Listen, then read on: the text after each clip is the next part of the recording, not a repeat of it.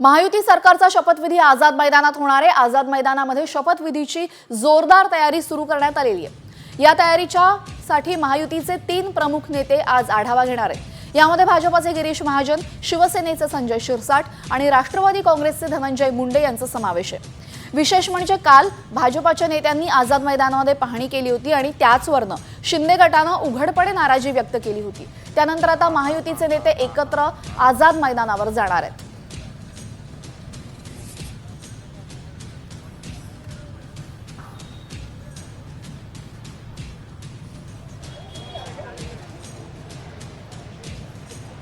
महायुती सरकारचा शपथविधी खरं तर 5 तारखेला त्याचा समारंभ होणार आहे आणि आता आपण आझाद मैदानामध्ये आहोत। आझाद मैदानमधला हा जो गेट आहे हा गेट नंबर 3 आहे आणि याच्या आतमध्ये खरं तर जायला कुणालाही परवानगी नाही आहे, कारण की संपूर्ण गेट जो आहे तो चारी बाजूने खरं तर पॅक करण्यात आलेला आहे। याच ठिकाणी महायुतीच्या सरकारचा शपथविधी पार पडणार आहे आणि या कार्यक्रमासाठी म्हणून देशाचे पंतप्रधान नरेंद्र मोदी, केंद्रीय गृहमंत्री अमित शहा यांच्यासोबतच केंद्रातील अनेक महत्त्वाचे मंत्री असतील किंवा विविध राज्यांमध्ये जिथे भाजपचं सरकार आहे त्या सगळ्याच राज्याचे मुख्यमंत्री आणि महत्त्वाचे नेते मंडळी देशपातळीवरचे हे सगळेच या कार्यक्रमाला येणार आहेत। याच्यासोबतच काही सेलिब्रिटी असतील, काही महत्त्वाच्या व्यक्ती असतील त्या देखील या ठिकाणी येणार आहेत। या ठिकाणी भाजपासोबत शिवसेना, शिंदे गट आणि अजित पवार यांच्या पक्षातील काही महत्त्वाचे नेते जे असणार आहेत ते या ठिकाणी खरं तर शपथविधी घेतील आणि त्याच्यासाठी म्हणून जी तयारी आहे ती खरं तर या ठिकाणी सुरू असल्याचं आपल्याला पाहायला मिळत आहे।